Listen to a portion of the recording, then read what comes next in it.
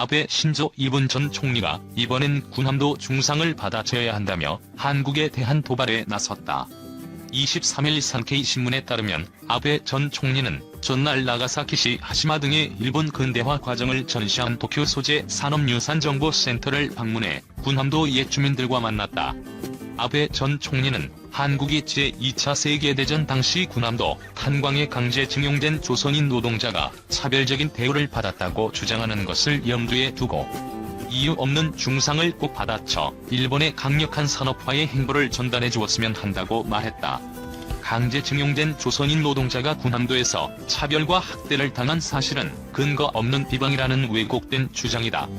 아베 전 총리는 미쓰비시 중공업의 나가사키 조선소에서 일했던 대만인 증용공에게 급료가 지급됐음을 보여주는 급여봉투 등을 보고는 역사의 사실도 여러분이 이야기해 주셔서 전해져 갈 것이다고 전군함도 주민들을 격려했다. 군함도 전 주민들에게 아베 전 총리와의 만남은 염원이었다고 신문은 설명했다.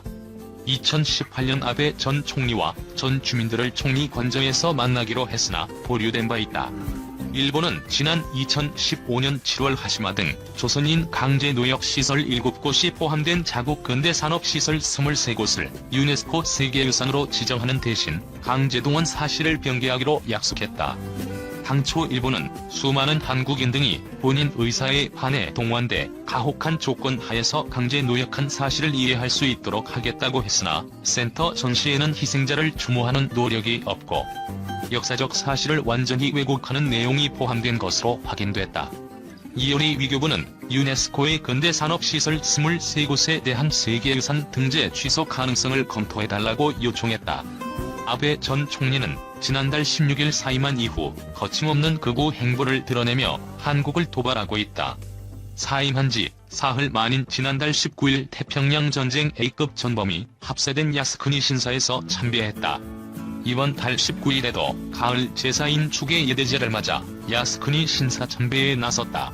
지난 13일자 산케이 신문과의 인터뷰에서는 1993년 일본군의 위안부 관여와 강제성을 인정한 고노 담화를 아베 정권에서 검증했다며 많은 사람들이 역사의 진실에 보다 가까이 가게 됨으로써 이 문제의 종지부를 찍었다는 궤변을 내놓기도 했다. 일갑에 밀리고 스가에 뒤진 이시바 하벌 회장 사임. 일본 총리가 되기 위해 아베 신조 전 총리, 스가 요시히데 현 총리 등과 당내에서 경쟁했지만 뜻을 이루지 못한 이시바 시게로 전 자민당 간사장이 자신이 이끌던 파벌 스위게 스카이 회장에서 물러나기로 했다. 22일 교도통신에 따르면 이시바 전 간사장은 이날 열린 파벌 모임에서 사의를 표명했으며 파벌 구성원들은 이를 수용했다. 이시바가 사의를 표명한 것은 지난달 실시된 자민당 총재 선거 낙선에 대한 책임을 지는 차원이다. 그는 파벌 모임이 끝난 후 많은 분의 기대에 응하지 못한 책임은 나에게 있다고 말했다. 이시바는 이날 모임에서 중의원 의원인 가모시타 이치로 파벌 사무총장을 중심으로 향후 파벌 운영에 관해 결정하면 좋겠다는 의사를 표명했으며 가모시타가 후임 회장에 취임하는 방향으로 논의가 진행 중이라고 관계자는 전했다. 자민당 총재 선거에 거듭 출마하며 대권을 노렸으나 당선되지 못한 이시바가 이번에 파벌 회장직을 내려놓으면서 그의 정치적 구심력이 한층 저하될 가능성이 커졌다. NHK에 따르면 이시바는 이날 민영방송 TBS 라디오에 출연해 내년 9월께 실시될 자민당 총재 선거에 관해 스가 정권이 9월에 막 시작됐고 다음 주부터 국회가 시작하는 때에 내년에 내가 하겠다고 하는 것은 상식적이지 않다. 다 함께 스가 정권을 지지해야 할 시기에 내년에 이를 말할 것은 아니다라고 반응했다. 그는 또 의원 한 명 한 명이 다음 선거에서 의석을 유지하도록 내가 할 수 있는 일을 지금까지 이상으로 하고 싶다며 파벌에는 잔류할 것임을 시사했다. 이시바는 2008년부터 모두 4차례에 걸쳐 총재 선거에 출마했다. 2012년 9월과 2018년 9월 선거에서는 아베에게 밀렸다. 아베 정권 말기에 실시된 각종 여론조사에서는 유권자 지지율 1위였으나 지난달 총재 선거에서는 자민당 주요 파벌이 스가를 지지하기로 함에 따라 또 고배를 마셨다. 일본 가와사키시 트위터 저편에 혐한 트윗 삭제 요청. 일본 가와사키시가 22일 제1한국인 여성을 상대로 한 트윗을 부당한 차별적 언동으로 인정해 트위터 저편의 삭제를 요청했다. 23일 도쿄신문에 따르면 가와사키 씨는 가와사키구에 거주하는 제1한국인 3세 최강희자 씨에 대한 빨리 조국으로 돌아가라. 일본에 기생해 일본을 멸망시키는 사람으로서 일본에서 배제한다는 취지의 트윗 2건의 삭제를 요청했다. 가와사키 씨는 전날 홈페이지에 이런 조치를 취하했다는 내용의 공지를 올렸다. 씨는 새로운 확산이나 모방을 방지하기 위해 해당 트윗의 게시 일시와 게시자 정보, 정확한 문구 등은 공개하지 않았다. 씨는 이미 트위터 계정이 동결됐거나 게시물이 삭제돼 볼 수 없게 된 트윗 7건에 대해서도 곤충에 비유하는 표현 등이 있다며 부당한 차별적 언동에 해당한다고 공표했다. 가와사키 씨는 또한 차별적 게시물이 매일 넘쳐나는 현상을 고려해 공표한 것 이외 표현은 부당한 차별적 언동에 해당하지 않는다는 취지는 아니다고 밝혔다. 최 씨는 씨에 지금까지 300건이 넘는 피해 사례를 신고했다. 그는 씨가 삭제 요청의 내용을 주재하는 것으로 쓰는 사람에 대한 경고가 된다며 씨의 대응에 의한 억제 효과를 기대하고 있다고 말했다. 그러면서 하루 1분 1초라도 빠른 대응을 갈망하고 있다고 밝혔다. 가와사키 씨는 헤이트 스피치의 형벌을 부과하는 일본 최초의 시절에 근거해 이번에 처음으로 조치한 것이라고 한국의 삼성을 세계의 삼성으로 키워냈지만 순탄치 않은 가정사를 겪었다. 오이건희 회장은 1942년 1월 대구에서 이병철 삼성그룹 창업주의 셋째 아들로 태어났다. 당시 삼성 상해 경영에 바쁜 이병철 선대 회장의 고향인 경남 의령으로 보내져 할머니 밑에서 자랐다. 이 회장이 6살이 돼서야 온 가족이 서울에 모여 살게 됐지만 한국 전쟁이 발발하면서 가족들은 다시 흩어졌다. 부친 사업 등으로 초등학교를 6군데 옮겨 다녔고 중학교 시절을 일본에서 보냈다. 홀로 보내는 시간이 많아지면서 말수가 적고 내성적인 학생이었던 것으로 전해진다. 이 회장은 1970년대 초 장남 맹희 씨와 차남 창희 씨가 이 창업주의 기대에 미치지 못하면서 새 후계자로 떠올랐다. 그는 1987년 11월 19일 이 창업주가 타계한 이후 삼성그룹 회장에 취임했다. 이 회장은 후계 구도를 두고 경쟁했던 장남 맹희 씨가 그룹 경영에서 물러난 1973년 이후로도 별다른 교류를 하지 않았다. 맹희 씨가 2015년 8월 향년 84세로 중국에서 폐암 등 지병으로 별세할 때까지 두 사람은 상속분 반환 소송으로 불화를 겪었다. 2012년 맹희 씨는 창업주로부터 물려받은 상속 재산을 이 회장이 자신의 명의로 실명 전환해 독식하려 했다며 1조 원대 소송을 제기했다. 소송은 1, 2심에서 잇따라 완패한 맹희 씨가 상고를 포기하면서 이 회장의 완승으로 끝났다.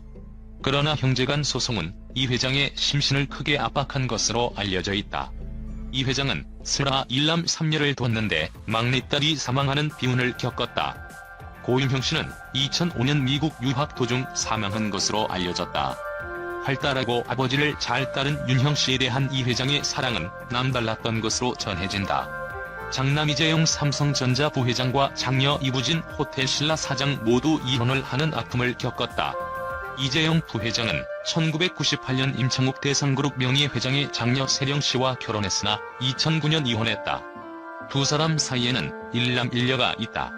이부진 사장은 평범한 회사원이었던 이무재 전 삼성전기 고문과의 결혼으로 화제를 모았지만 올 초 5년여의 재판 끝에 이혼을 확정지었다. 이부진 사장은 이건희 회장이 병석에 눈 뒤인 2014년 10월 이혼 조정 신청을 냈다. 임 전 고문은 이부진 사장의 재산인 2조 5천억 원의 절반가량인 1조 2천억 원을 이혼 위자료로 요구했지만 141억 원을 받았다. 반올림은 고인을 두고 삼성의 경제적 성공과 반도체 신화의 영광을 독차지해왔지만 이건희 삼성이 만든 어둠이 작지 않다며 노동자들 건강과 생명은 언제나 삼성 이윤 뒤로 밀려났다고 평가했다. 반올림은 반도체 공장에 방치된 위험 속에서 반도체 신화의 진정한 주역인 노동자들은 병에 걸렸고 목숨을 잃었다. 피해자들이 문제 해결을 요구하고 나섰을 때 삼성은 피해자들을 사찰하고 돈으로 회유하고 힘으로 억눌렀다며 삼성공화국에서 정부도 법도 언론도 삼성과 함께였다고 고집었다. 이건희 삼성이 저질러온 많은 문제들이 지금까지 해결되지 않았다는 지적도 더했다. 반올림은 피해자들이 10년을 넘게 싸운 뒤에야 싸움은 끝이 났다.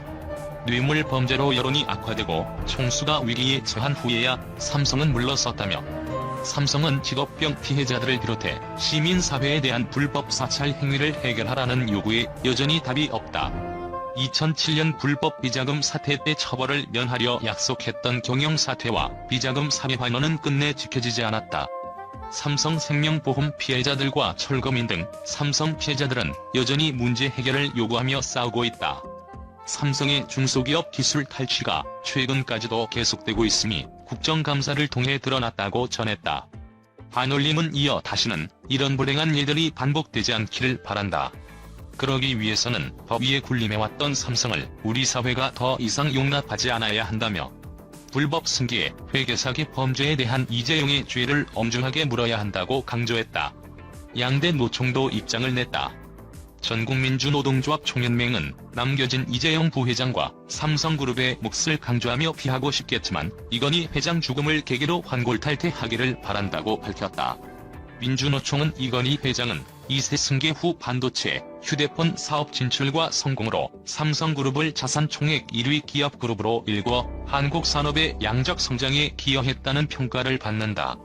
그러나 이건희 회장이 만든 삼성의 성장은 정경유착과 특혜로 점철된 역사이기도 하다며 그는 수많은 반도체 산업 노동자 죽음을 은폐했고 무노조 전략과 노조 파괴를 일삼으며 수많은 노동자 희생과 죽음 위에 오늘의 삼성을 세웠다고 평가했다.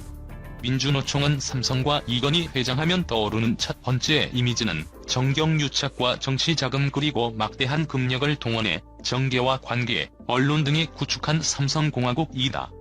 이에 대한 해체를 결단하라며 소수 창업자 일가 지분으로 순환출자를 통해 그룹 전체를 지배하는 구조를 혁신하고 이에 기반한 불법 승계 작업을 중단하라.